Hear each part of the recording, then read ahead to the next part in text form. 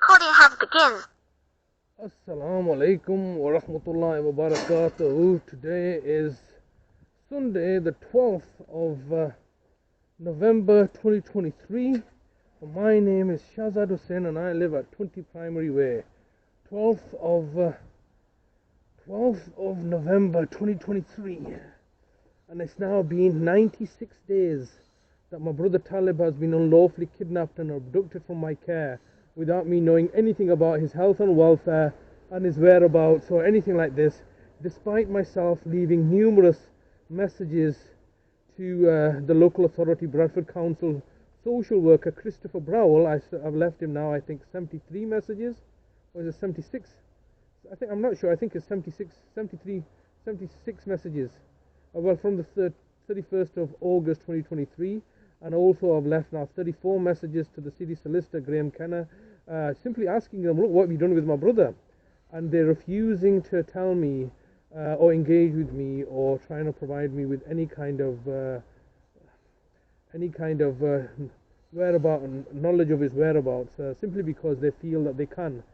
And it's clearly an abusive process and procedure, and it's malevolent and corrupt.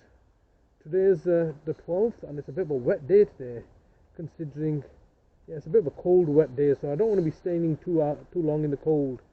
But what I wanted to discuss today was it's also Remembrance Sunday, when people are remembering their past fallen, and I'm also contemplating and remembering the people that I've lost in the struggle with the local authority over the years.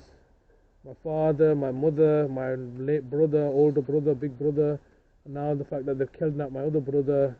It's also very interesting that, as I was mentioning yesterday, last year on the 12th, which was the 12th of November last year, which was a Saturday, my brother Adalat, who works for the council, or is a villainous person who's stolen all my money from my bedroom and now has tried to murder us off by poisoning. What a cowardice way to do things, poisoning somebody.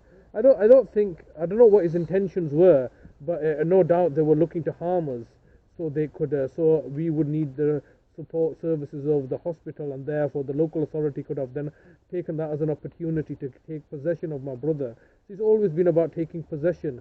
Possession, they say, is 9/10 of the law, and they've unlawfully taken possession of my brother and are holding him hostage and refusing me to tell me where he is, and denying us any kind of basic human rights. A clear violation of the laws that they purport to be working under. And these are British values, are they? These are the values that we all should aspire to emulate.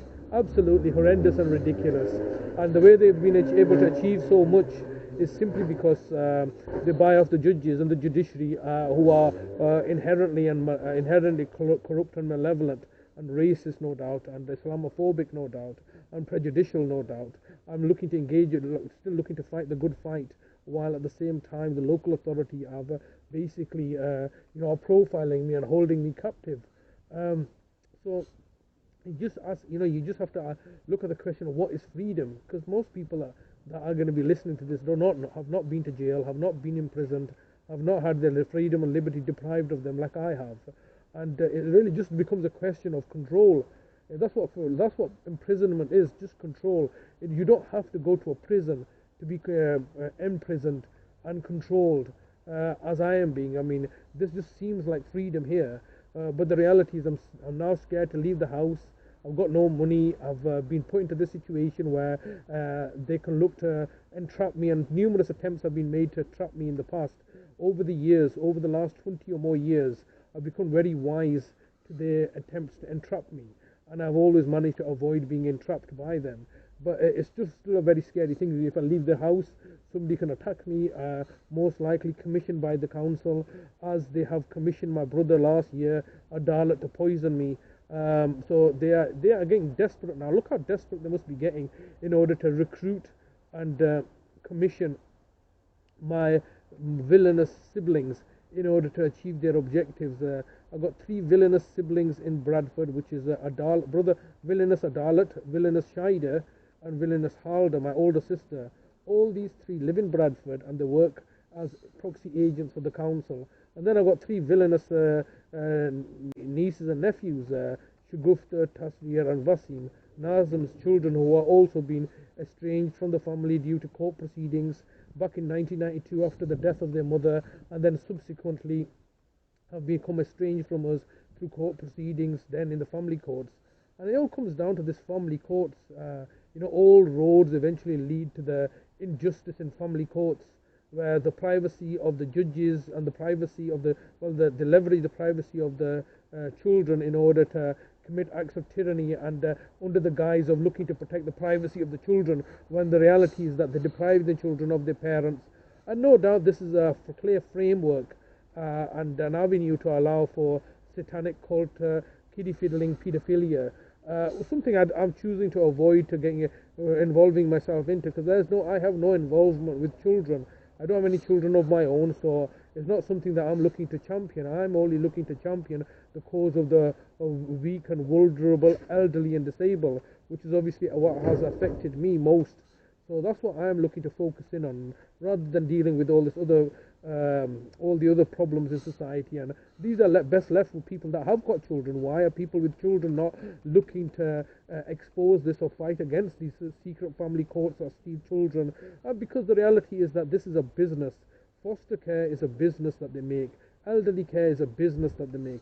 I just recently heard that capital is not prejudicial. It doesn't care about color of your skin or your socio-economic status. Capital, i.e. money, only cares about making profit and gain. And that's what the circumstances are. Money and gain, that's what the name of the game is. And in order to achieve that, they need to create a system that allows you to be partaking in it, so they can exploit your labor in order to make profit and gain. And then they give you money, which is fiction, in order for you to spend your life in this rat race. And they even call it a rat race. So these are the situations that we're presently facing. It's cold and it's wet, and the situation still continues on. 96 days later, I do not know where my brother is. I have no idea what kind of condition he's living in. They simply can't do this, take a grown adult and kidnap him like this. And you know why they've done this? I know it's all to do with money, isn't it? All roads come back to capital and money and profit and gain. Most people do not know how the system works, and they spend their life working in a dead-end job, miserable, to a boss that controls them, whom they wouldn't ordinarily have any respect for. But because of the position and standing, and because of the fact that they need the job and the money to pay off the debt that they've been enslaved into, everybody just goes along with the system that's been designed for them, rather than standing up and fighting for better rights. And fighting against oppression and tyranny. But irrespective, this is all to do with money. And this care home, if you can see that, this is not a normal home, is it? I mean, you can see I put flowers on there, I put loads of animals and stuff, I've got loads of pets. This is my brother's care home. So this is a care home which I'm running and operating as a proprietor, and I'm charging the local authority £1 million a week for the care that I provide for someone like Talib, who they have a duty of care to, and also have a duty of care to which they're failing in. It's not my fault they're failing in. They've been squandering the money, they've been mismanaging the public money, and now they're saying, oh well, we don't want to, it's not our fault, it's the government's fault. The government's giving you enough money. You've raised enough money through taxes, so don't stop that rubbish about we don't have enough money. You've been mismanaging the money. That's the key aspect here. Stop blaming everybody. So I charge this is a £350 million care home which they're trying to destroy, and it's £1 million a week that I charge for providing care for my brother. Although many people will find that kind of reprehensible, I should be doing it for free. No, you shouldn't do. Nothing in this world is for free. All right, nothing that you have is for free. Everything, there's a price and a cost to everything. And the bottom line is that for me to charge £1 million in a £350 million care home does not mean the fact that the West Yorkshire Police and the local authority and the courts and the judges are all then doing away with their moral compass or principles or laws, and just throwing them to one side, disregarding everything, just to simply target me and murder my family members, simply because I'm asking for money that you can't afford. It's just ridiculous. I'm having to fight this good fight continually on my own.